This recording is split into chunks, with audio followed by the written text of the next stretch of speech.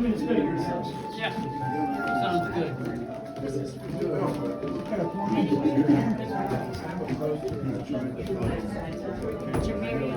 Okay, art lovers, we're going to start in the St. Francis Gallery.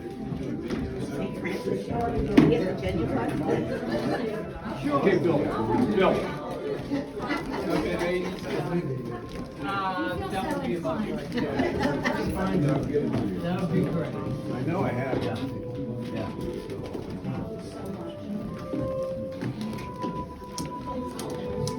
Do that all summer.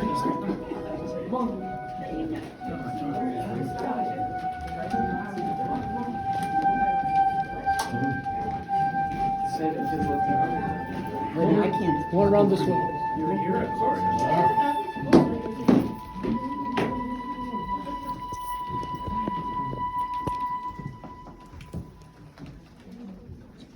There she is. Our ears, how many Some of you may know, some of you may not know that our artist, Phil Rostek, is also a composer. And this is the Ave Maria, that his version of it, one of 1,800 compositions that he's done with visuals on his YouTube channel. So, and thank you all so much for coming. As our director, Paul Cusick, who has made all things possible, and he's a good putter-upper. He puts up with me, and he puts these things on the wall with me. So, and then Meg, who nourishes us, and Marcia, who's been putting up with much for many years in the relationship with a genius. So this is the St. Francis Gallery, and Phil paints with many mediums, uses many materials, and if you ever have the opportunity to visit with Phil, you may have a chance to get down to the tar pit. As you can see, there's many paintings with tar, and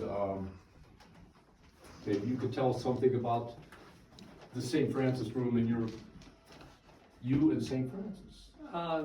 It all started around 1980, maybe, when my wife Marcia, who worked at the Frick Fine Art Library for 46 years, there was a book sale there. And she found a little book called The Fioretti, The Little Flowers of St. Francis.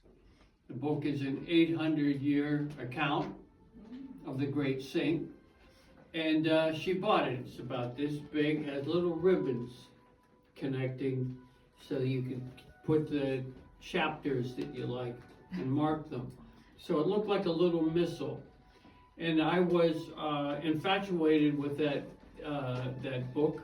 So I came across St. Francis, not exactly denominationally, but historically, because Marcia alerted that side of me with that book.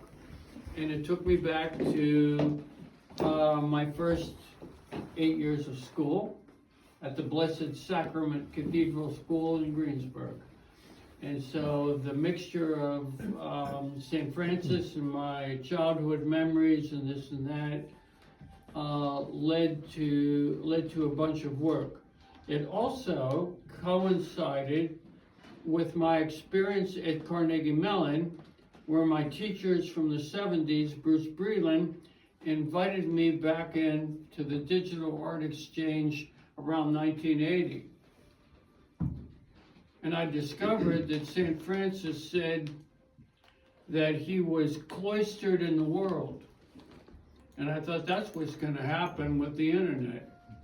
When stuff starts to run vertically, it goes horizontal. There's going to be a paradigm change, and it's going to be the same world that St. Francis, the age of cathedral building, that happened in the Middle Ages.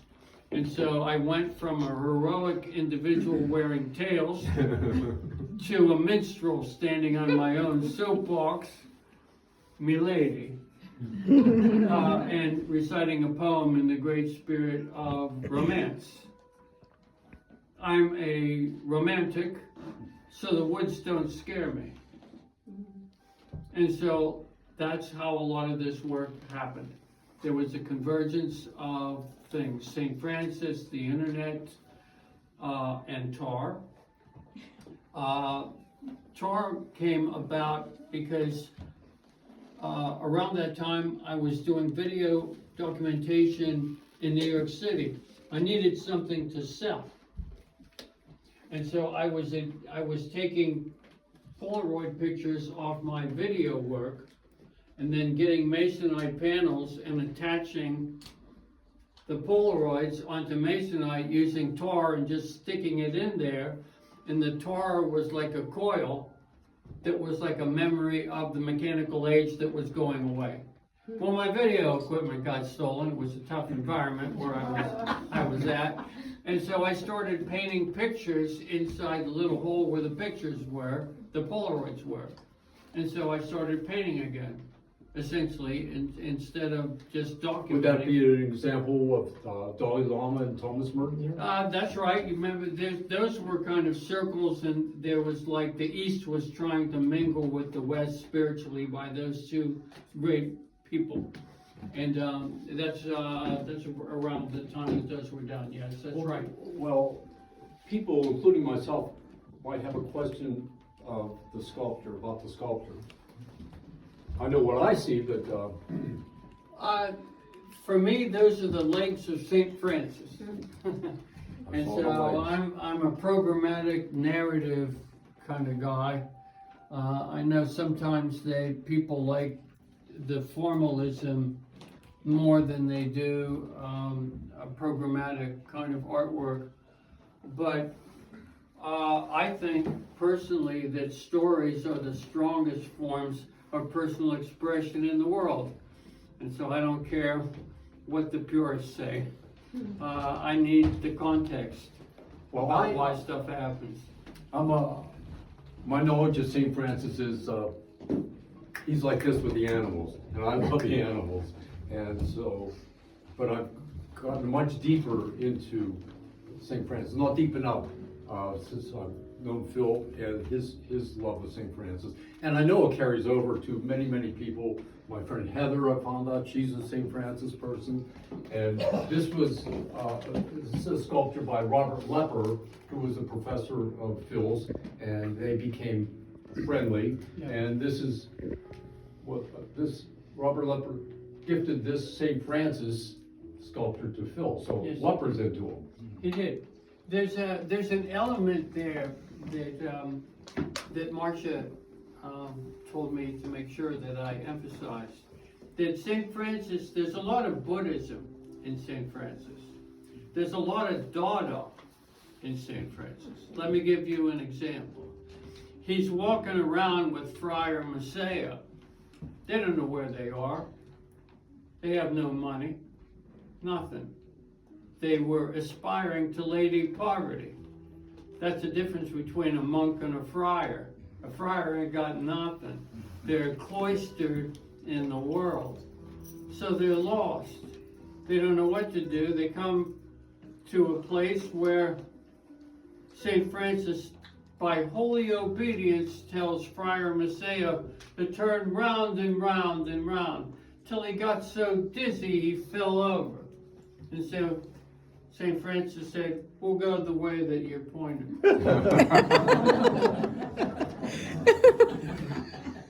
The book is full of those kind of like crazy anecdotes.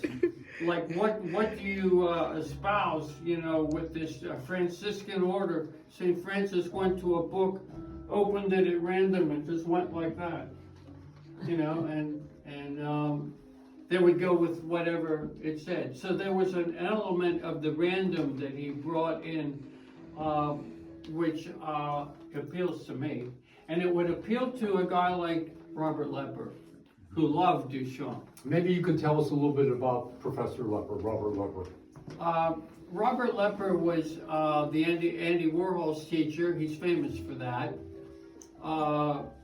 Prior to that, he was instrumental in putting together at Carnegie Tech the first course in industrial design in the country. And he was working with Peter Mueller-Monk, and there was a Costello is the other guy. Three of them kind of.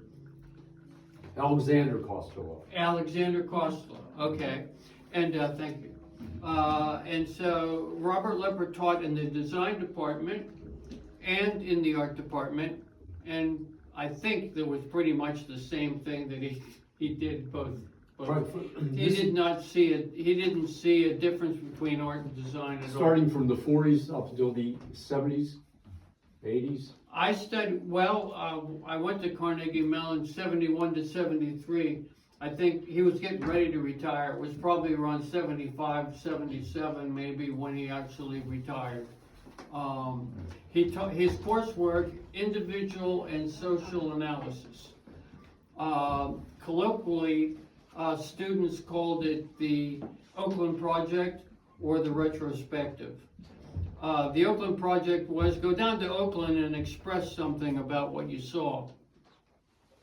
Why are those windows pointy? Why is the traffic heavier at this time of day? Where did those steps go? Look at it without prejudice as much as you can. And then the other side of the coursework, the retrospective. Who was your dad? How much money did he make? Who don't you like? Who are you? And you take that search for identity, you put that together with an environmental perspective without prejudice in it. You slam those two things together, and maybe you'll find artwork there.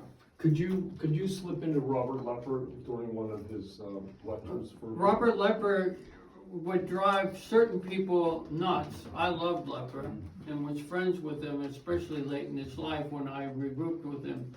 But if you were looking like, tell me what to do, and I'll do a good job, and I don't want to get a C, if you were that kind of student, he'd drive you nuts.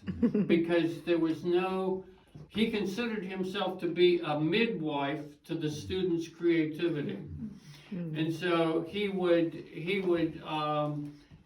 not ever admit that anybody was making any progress at all, because it wasn't up to him to say so. It was your responsibility. And that was kind of a heavy thing. And so you want that, he would come into class, and he had an old trench coat and a hat, and he would put it on a hook, put the hat on it, and then he would see if anybody had something on their mind to talk about. And somebody would say something or bring something in, and he would look at it, and then he would go through. He was a smoker. Emphysema actually did him in, but it's like he would strike matches and while he was thinking, and then when he actually got a puff of smoke, he would say, it was in 1932 that down here, right here in Andy Carnegie's mills, the first sheets and planes were coming out of the mill that influenced graphic design, and he would just wander around and telling you this stuff with dates and information and whatever, and it was like theater, and he loved to do it. And again, if you wanted something concrete to hang on to, that wasn't something that he provided. He provided a platform for inquiry. That was his whole bag. He loved it, and it was infectious. Did he say, if you want to do something, just go down to the mills? That's right. What, can you tell that part? What is that story, Peggy? Lepper said, if you really want to, you just go down to the mill, Right. and you'll see Right. everything. Well, he was like, there was, I just had a nice conversation with with a friend here but it goes like this. Lepper would deny that he had direct affiliation with the Bauhaus. He said the people that were designing things weren't looking around what was going on in the world in Europe.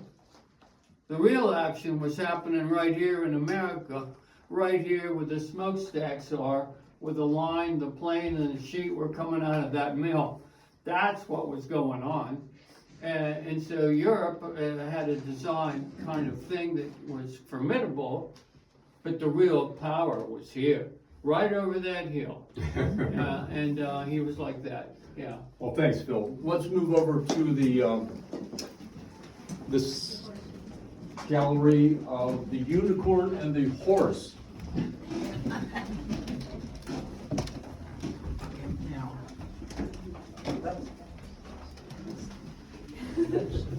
Thank you.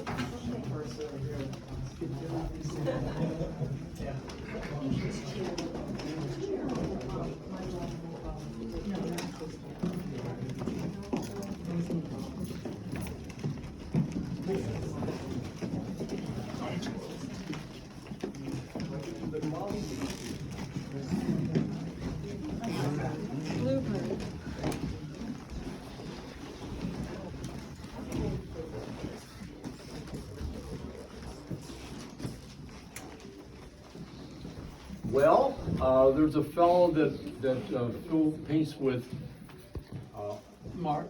Yeah. plein air. You call the plein air painting, yes. So he and Mark go down to Panther Hollow, and that's the bridge over the park.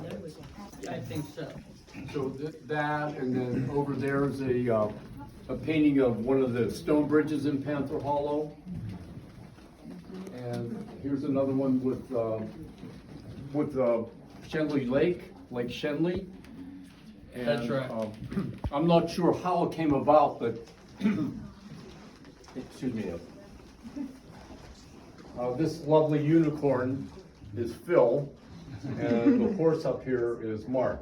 So here's Mark, and there's Phil, and there's a portrait of Mark there. Mark was here last night, so I don't know if it's coming today, but you want. And this Panther Hollow, my hero, many people's hero, John Kane, would go down there and paint too. And the Carnegie has a number of paintings that John Kane painted in the 20s and 30s from Panther Hollow. And I believe you're a Kane man. I love John Kane. Yeah, to pick up on some kind of a transition between that room and this room, the side of St. Francis that I love, that is has kinship with Dada.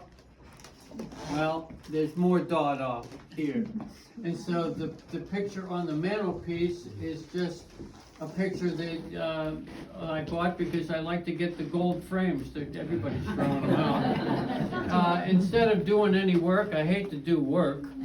I just changed the faces to put the unicorn and the horse head on it, because Marcia and I and Mark, we go up to the Asian Fusion restaurant for lunches.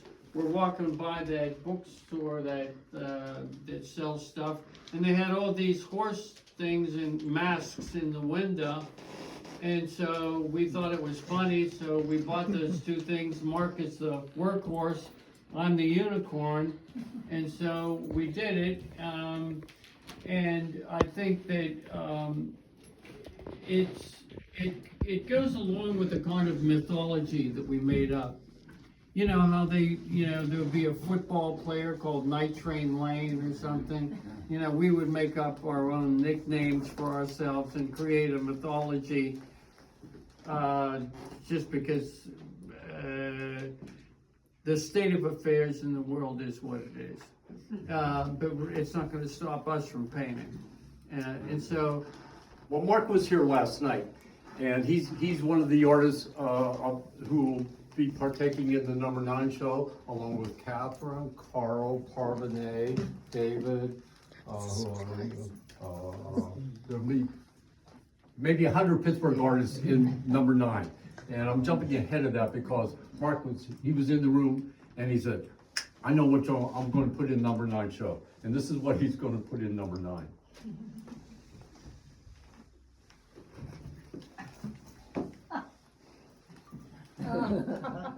Oh, yeah. Oh, wow. So you're getting a preview now. of There's Where Phyllis do the you keep unicorn. that? I don't know where he keeps that unicorn. I guess it goes up and down. Yeah. Well, there's the workhorse there.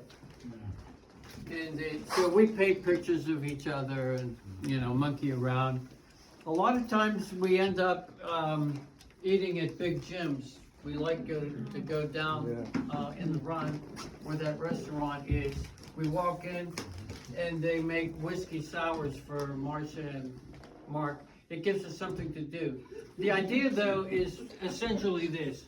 We'll go down there, we'll figure out let's paint this, all right? We'll set up easels, he paints it, I paint it, then we look at the comparison between the two things, that's all.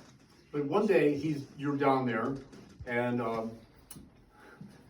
this sort of comes full circle. You're down there and you see a fellow, and that fellow happens to be John Savacki. Right. And you want to tell him that story? Well, there's a lot of people that stop while you're painting there and they strike up conversations with stuff. And one of them was John Savacki, who he goes to Andy Warhol's church. Well, John Savacki is Julia Warhola Savacki's nephew. And so then you must, because he's a Warhol guy and is Right. CMU, Carnegie Tech, Right. John takes you and Marcia down to St. John's in the Run, Andy's church. St. John Chrysostom. Yeah. That's right. And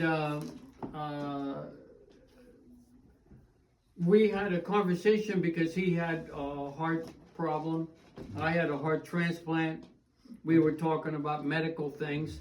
And then somehow the conversation came up where Andy Warhol became a topic. And so he said, you come down to the church after Mass and I'll show you around. He's a big deal in that church. So we came in and he showed me all around and he said, now you walk into church, the last pew on the right was the Warhol pew. So Andy used to sit right there and I used to tap him on the shoulder. How old is John? 90 something. plus. He's in pretty good shape. But he said Andy would sit right here with his family. Nobody would sit there because the Warhols sat there. That was their place. Everybody knew it. Well, they lived in South Oakland and would walk down, he and his mother, more than just Sunday. This is before the Parkway. Well, with the Parkway, why don't we go over to this gallery. Need help?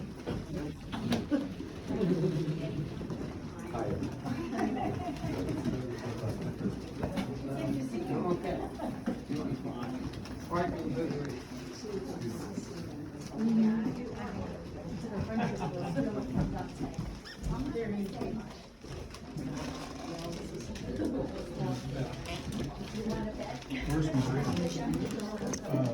Some of your stuff.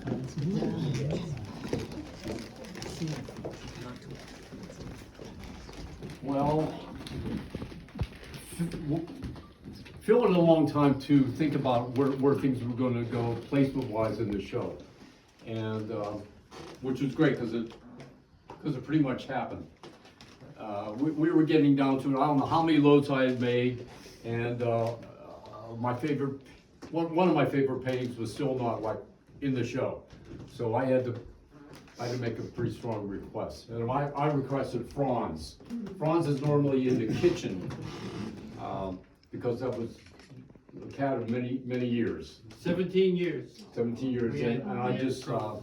this is the animal gallery. That's right. So we put Franz up there, and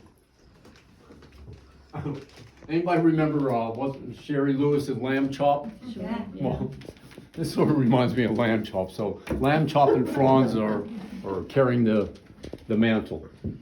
Could you tell us about my other favorite there? Well, if you take this and we just put it over here, there's a mate to this one, probably somewhere. It's upstairs. Oh, no. Upstairs. And this is about the nativity that happened with, it's convention actually, that they put an ox and an ass looking at Jesus in the manger. And so that subject matter is something that made it applicable to the animal room, and so it ended up here. Those kind of Bible stories are things that I like. I like those things. I like legends. I like fairy tales. I like all those kind of whimsical things that kind of like take us to an area of escape. Does this have anything to do with gold, incense, and tar? It could, if it does with you, it's good with me. I love the tar on this. Let's see, and this painting. Chuck, who's here, they went to the same school together. Phil and I went to different schools together. This was in his gallery at one time. Chuck had a gallery downtown. You want to tell us anything about this, Chuck? Well, I just remember, I started this gallery, and first thing Phil said, the lighting is terrible. You gotta, because they were like fluorescent lights and stuff. He said, his long experience in retailing and design, at Kaufman's and Yeah. and so I had to change all the lights first, and then we had these. There were about a half a dozen large canvases on the one side. And this is late '80s, early '90s. This was about 1980. Oh. And I had opened this gallery on Penn Avenue. It used to be the gallery of the Ivy School of Professional Art, way back in the day. And that was like, I don't know if anybody remembers Harry Schwab. He was on the faculty there. And this is about the same time frame where Ivy School of Art. Well, they had just closed. The Ivy School of Art. Yeah, because that's where Keith Haring went to the Ivy School that's of Art. right. That's right. At that same time frame. Yeah, about right before. But this was their gallery, and I don't know where the rest of but this was the gallery they had, and I don't even know how long they were there. But we had a lot of paraphernalia we were able to use, and that was the first show we did there. But Bill had already shown it of Steve Mendelssohn's place earlier, and so he had. But these and then there's a triptych that he gave me. What was it? Kilimanjaro. There's a lion, and then there's portrait of Phil. It looks sort of like it's a portrait of Phil, but with Starry Night in the background. Right? Well, that's perfect, Chuck, because behind Mr. Kelly is a self-portrait by Phil. You want to tell us about that portrait? Yeah, I've always liked elephants because they're big, and that gives them a certain kind of defense. In Africa, where you have a lot of things that can happen to you in the Serengeti, but you don't mess with elephants because they're big. They're passive, but they're big, and so I always liked that. Well, I see you gave the elephant who was you your blue eyes. Well, yeah, it is a kind of like weird self-portrait with a little necklace on my head there at the top. And the technical aspect of the picture, that is tar thinned with turpentine. And so it gives you burnt umber. And so the kind of like little landscape reference around the thing is something that you really don't even have to paint at all. You scrub it into burnt umber, stuff happens. I just kind of let it go that way. One thing that might be kind of interesting for people to know is if you thin tar with turpentine, you get burnt umber. And burnt umber will give you the look of the elephant, but it also creates an automatic kind of thing that the Italians would call sfumato. The very thing that the Mona Lisa has inside of it, because Da Vinci put burnt umber into all his colors. So that's what gives you that seamless kind of look with a smile that's so enigmatic that people can't get a handle on it on purpose, but it's got an intrigue to it that people can't dismiss. Mine isn't like that, but I do get the burnt umber kind of thing that is a kind of cohesive element that makes painting very easy. Man, I'm looking at that elephant, it's doing all kinds of stuff now. Okay, well, let's leave the animals and, climb up the stairs. You can't start hallucinating now, man. You've got many more weeks.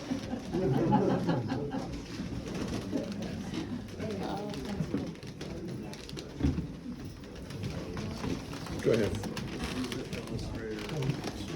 This one, there were two other ones up there. That were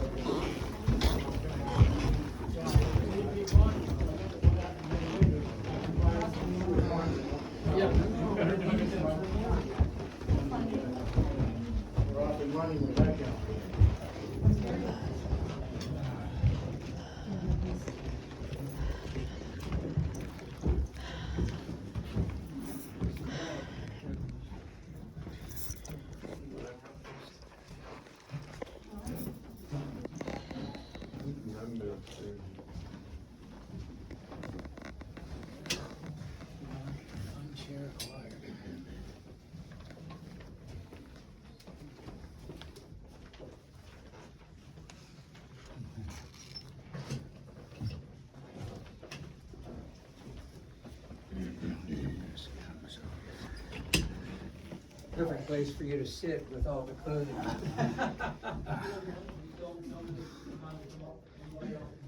Yeah, we have everything on the wall except the prior tunic that my mother sewed it. She sewed it up for me. I tried to get a real one, but the priors didn't like that. So I bought some fabric. My mother was a good seamstress, and so.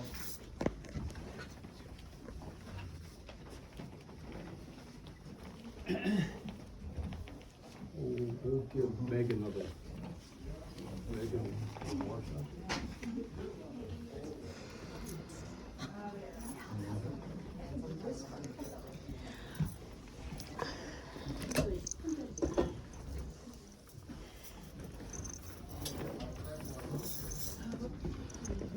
Marcia?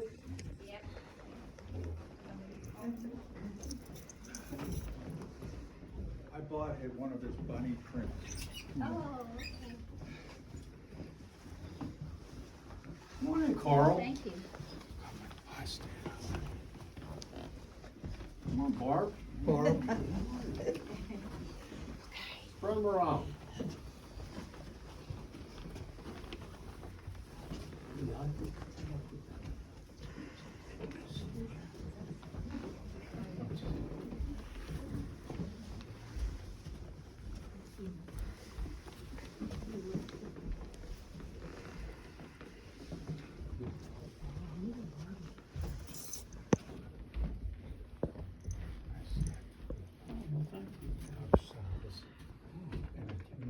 Well, if anyone gets chilly, you know when your coats are down. Let's see. I see a lot of portraits here. I think maybe down to the left by Eric. Aaron, we'll start down that way. That's Robert Lepper. There's a DVD Which one are they that called? I made of Robert Lepper. It's the only moving picture and sound picture of Robert Lepper in the world. Wow. I have it. And I took a Polaroid off of the screen, and from that I did that picture. And who's next to him? Richard, my friend Richard, turned out like that. And then the other one is a self-portrait. That's kind of like me wearing tails. It's kind of like, well, the idea of wearing tails hit 23 years that I spent in retail, so I had to earn a living. Well, tell us a little bit about your retail. I started, when I graduated from Carnegie Mellon, I had gone from a lyric painter into concept work. And with my master's degree in 1973, when I graduated, I went to New York City thinking, I'm gonna do advertising. I want to do like Geico commercials. I want to do concept-related stuff in business. Maybe I'm just gonna be a capitalist. Well, I got thrown out of a lot of tall buildings and came out limping home after that, broke. And I got my first job, which was at Joseph Horn's company, putting twinkle lights on Christmas trees for $2.49 an hour. And You invested well, though. I did, but I did so in the display department that was run by Larry Vollmer, who Horns brought in from Bonwood Teller, because they wanted a carriage trade look emphasized in Horns that separated itself from the European boutique department store called Kaufman's, because Mr. Kaufman's was really That's coming what it was on. known as? Huh? Yeah, that's why, and so what happened was Larry Vollmer was there and he became my boss. He was also Andy Warhol's boss. It was Andy Warhol's first job and my first job. And Larry liked me. And so I worked with Larry every 2 weeks. We did the discovery shop at the downstairs escalator, where they would have topical things that the store was buying, and they would feature it down there.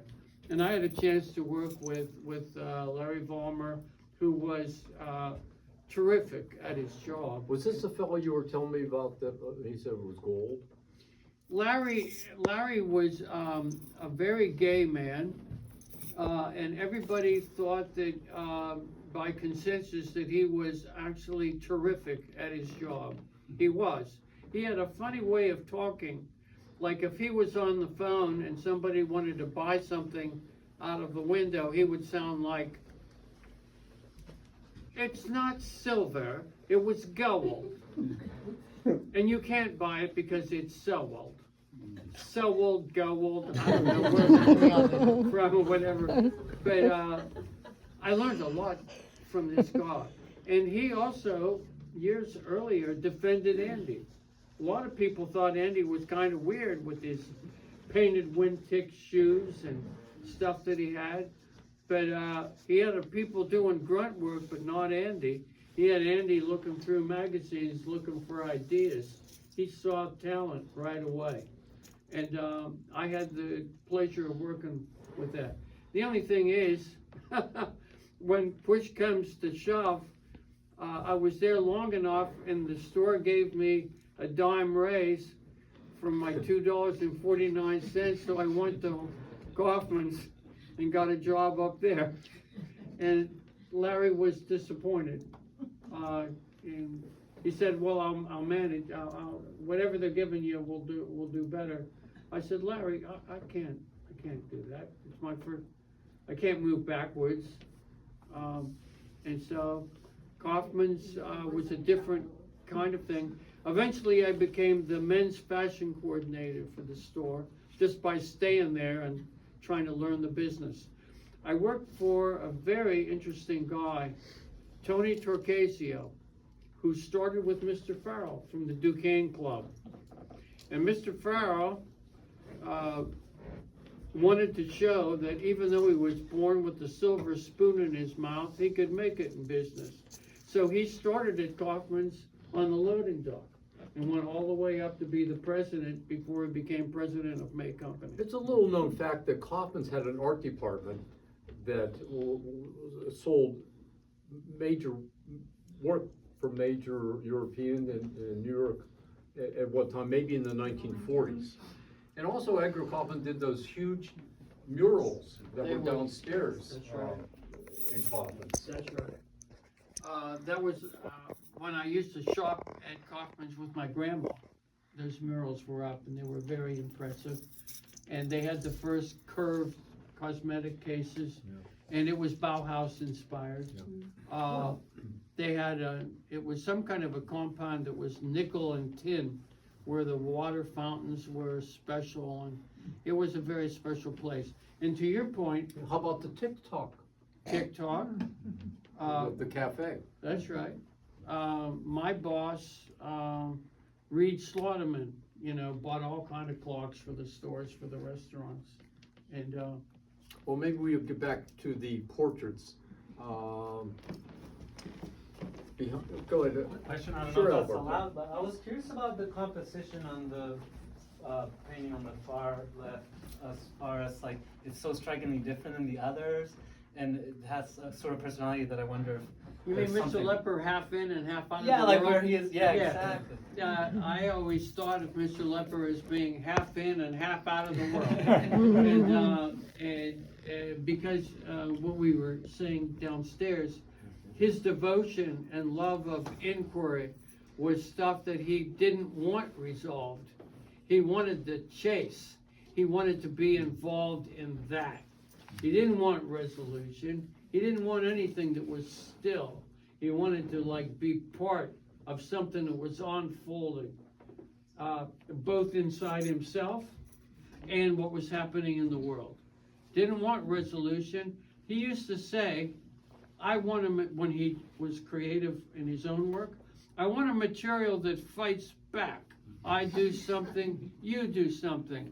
A rider on a horse, a boat in the water, something that was always in a certain kind of movement.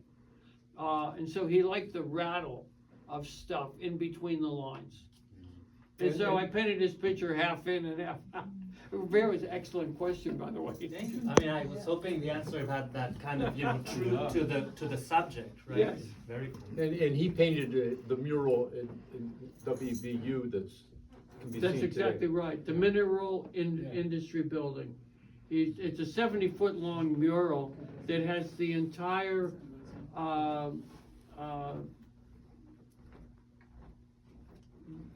of West Virginia. What is the word I'm looking for? The industrial history of West Virginia goes around this mural. Gas production, coal mining, all this stuff that they do there. And interesting, there was a great show that traveled the country called Machine Age America. And it was put together by Richard Guy Wilson, an architectural historian from Charlotte, the University of Virginia. And What year was that? it would have been in the 80s, maybe middle 80s, I think. And so what happened is he came across that mural by Lepper, and it was like he was astonished by it. And this big thick catalog that he wrote about the machine age in America, it closes with Lepper's mural. And he has a quote, doesn't he? Well, there's a quote that Mr. Lepper really liked when he said, Lepper's mural is second only to Diego Rivera's one in Detroit. And so Lepper really enjoyed that. How about go ahead. Professor Rostek, Hi, Skipper. you seem to have an answer or a reason for all your work. Is your creative process kind of spontaneous? Or are you approaching everything with a purpose and a reason first? Well, it's like leper being in and out of the picture at the same time. Sometimes I start with an idea, sometimes I just want to paint because I want to paint. And both things I entertain equally. Sometimes you start with an idea and it turns into something else because in the process